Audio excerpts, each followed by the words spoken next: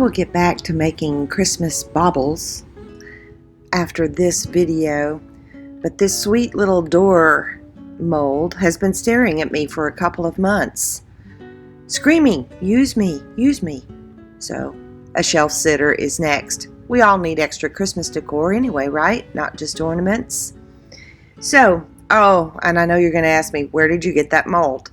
Well, this is one of 2 molds that I actually ordered from Temu until I found out about Temu and decided, nope, I'm not going to support that Chinese company. Yes, a lot of things are made in China, but Temu is trying to price things so low that it's getting rid or competing tremendously with not only local people, but companies like Iron Orchid Designs.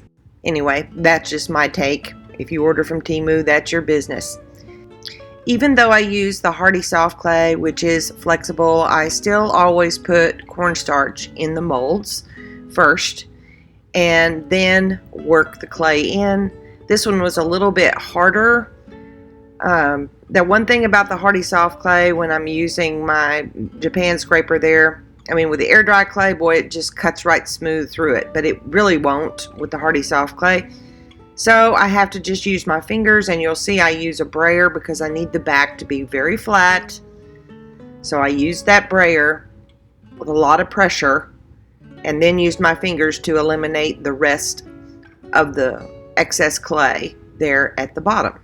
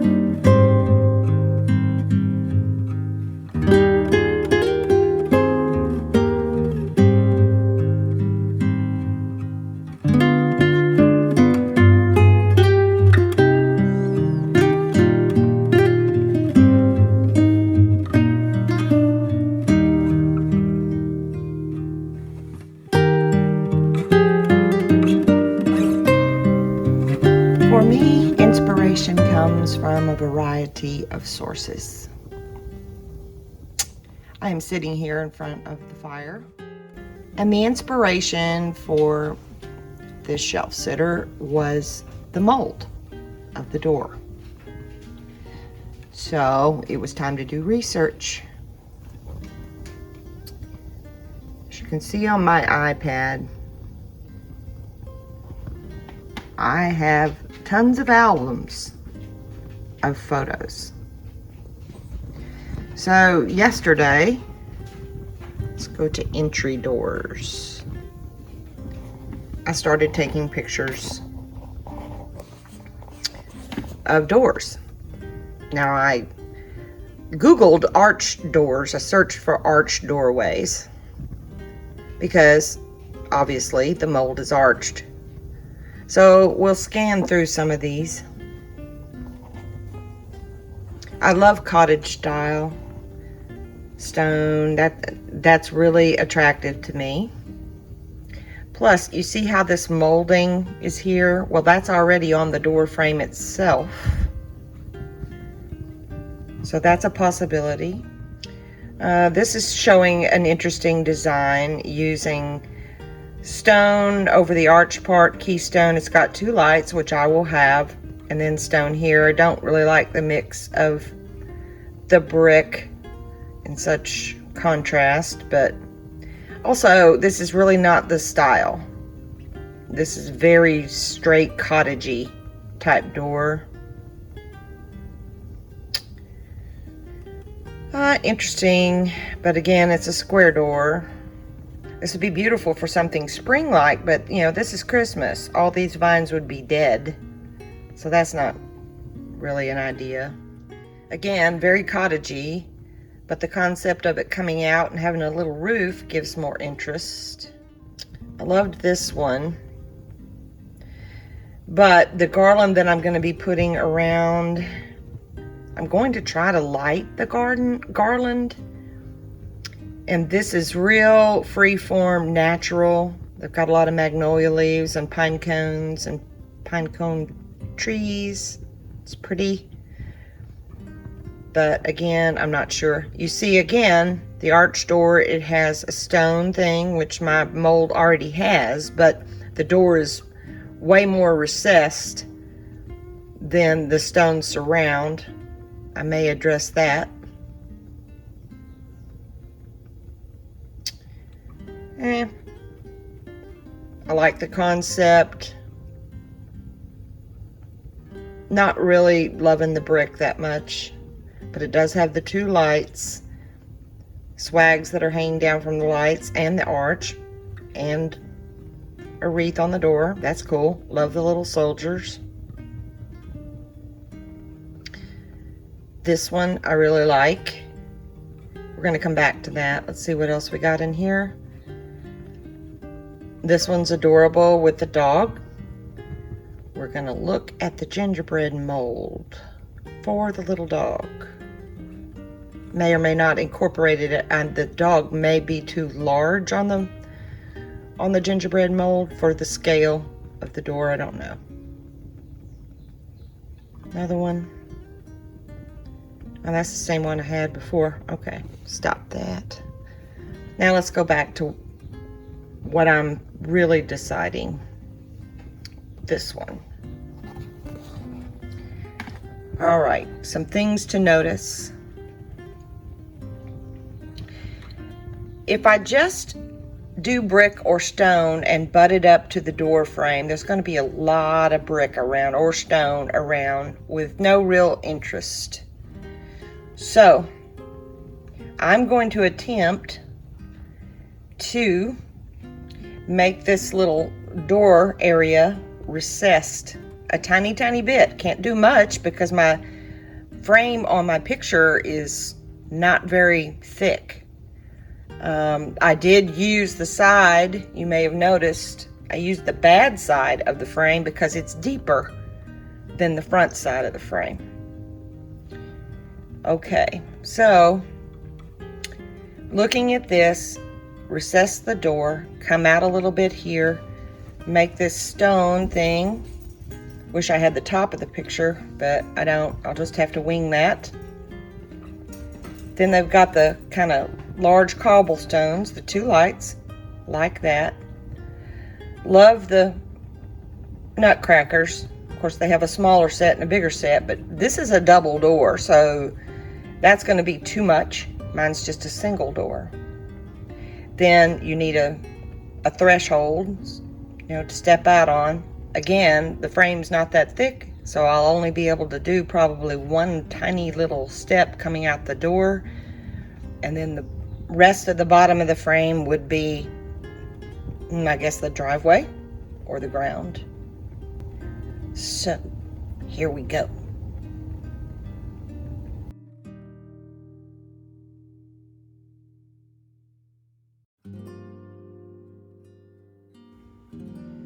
The next step in my process was to construct the pieces that are going to be individually made, coated with clay to look like stone, limestone, various stones. So using a scrap piece of balsa wood there, I have a lot of balsa wood scraps from when I was making miniatures, and so I'm going to cut. I don't know that it's really called a threshold. I guess it's really the first step. I love that little miter tool. It does a beautiful job. For the next step, I'm using the same stick of balsa wood. It needs to stick out further, but it's going to do that anyway because of what will end up being behind it. So there's my first step. And then I just kind of measure a length based on the size of the frame of the second step.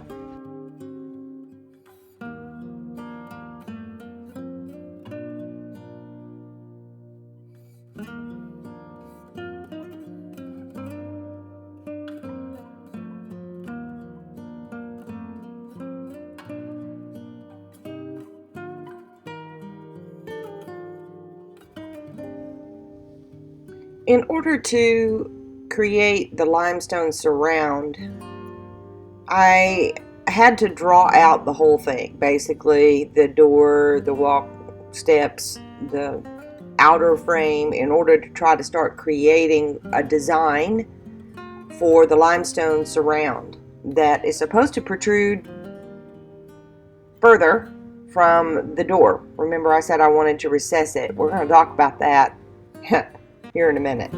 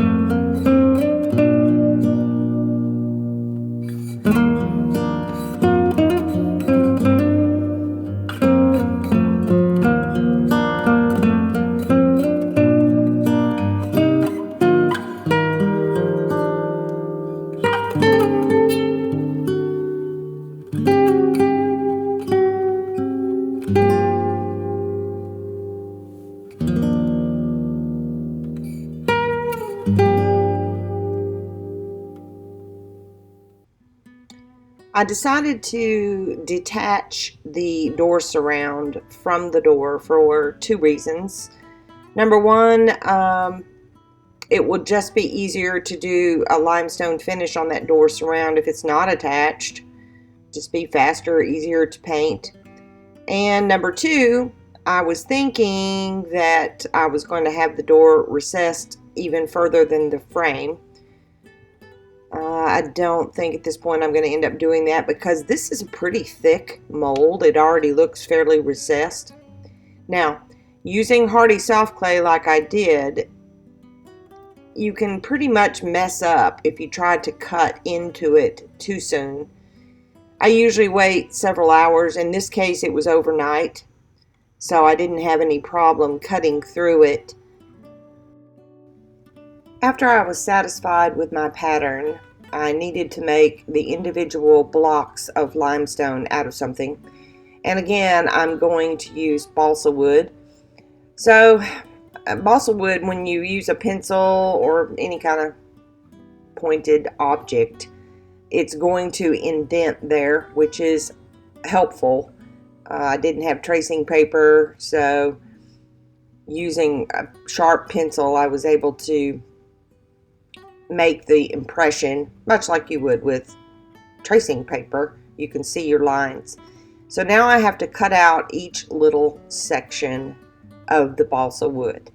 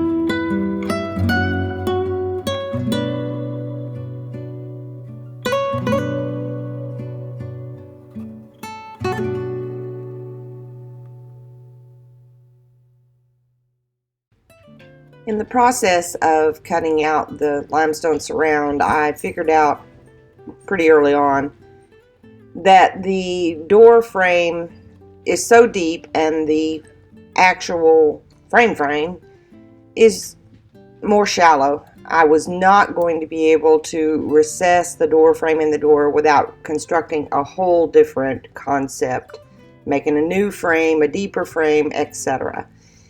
So I battled with myself, like I usually do, to decide how complex I want to make this. And I am forfeiting my original idea of having that recessed, and I'm just going to have it flat, a flat front facade.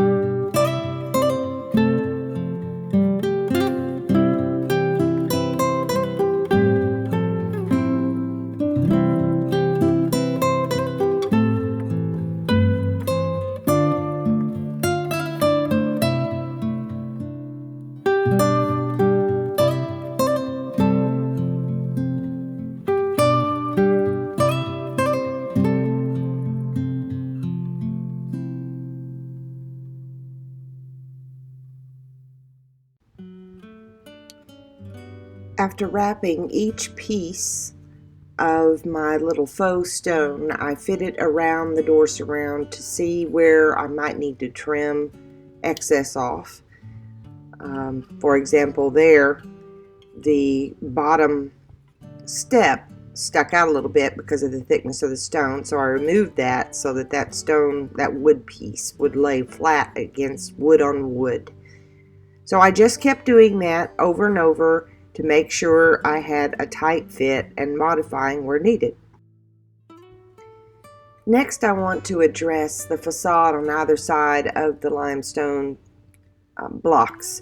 At first, I was going to use a stencil, like a brick stencil, and trowel a texture through it, which is why I had put the frog tape on there. I ended up taking the frog tape off because I changed my mind and wanted more of a cobblestone finish. So I'm measuring here incorrectly.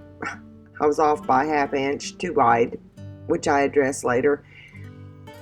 But I want to roll out some clay.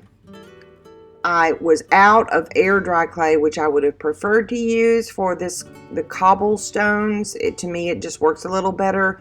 The Hardy soft clay is so elastic, it's a lot harder to indent the roller that I made into it. But it's what I had, so I'm going to use it, and then use some foil to kind of increase the texture of the cobblestones.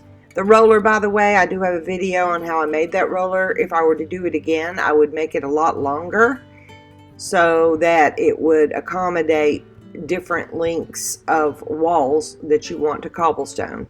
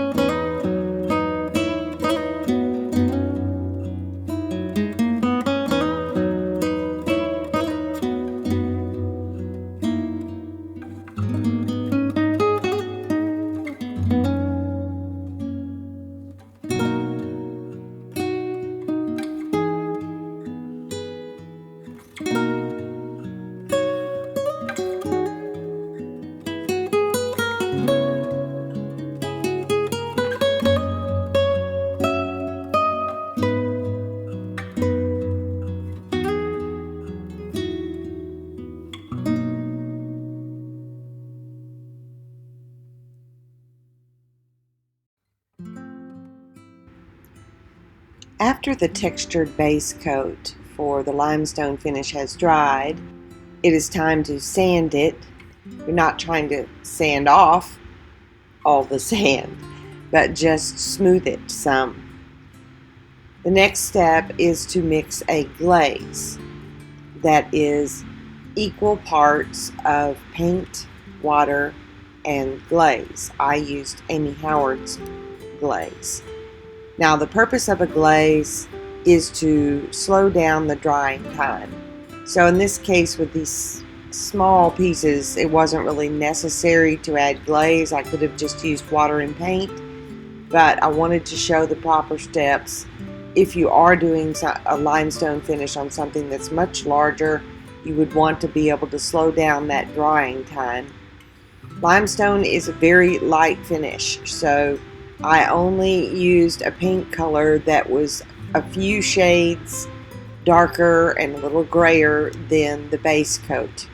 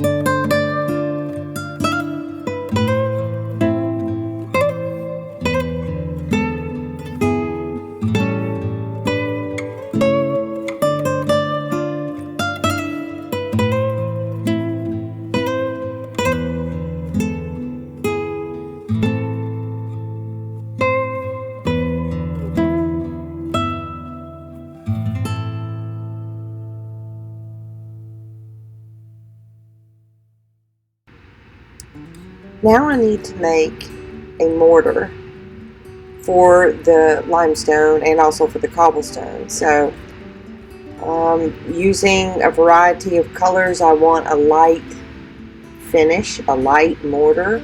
If I use a dark mortar, what you're going to see is the mortar.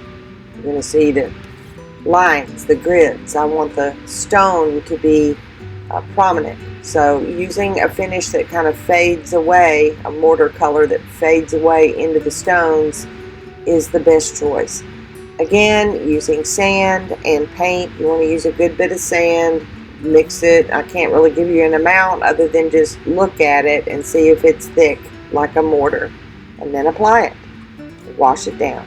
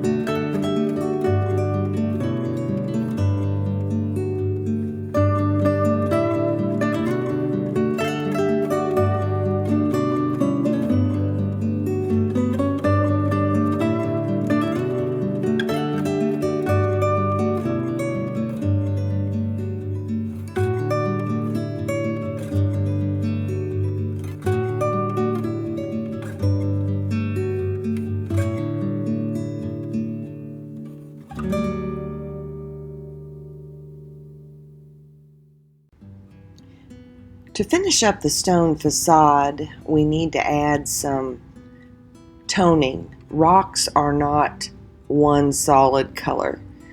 Now, when I applied the mortar, I lost the coloring that I had applied, the watered down gel there of walnut. So I'm applying that again on the cobblestones, drying that, and then using some dark wax to accentuate some of the edges of both the limestone, but then the fronts of some of the cobblestone rocks. And you'll see it just gives it a richer, more realistic look, because again, stones are not one solid color.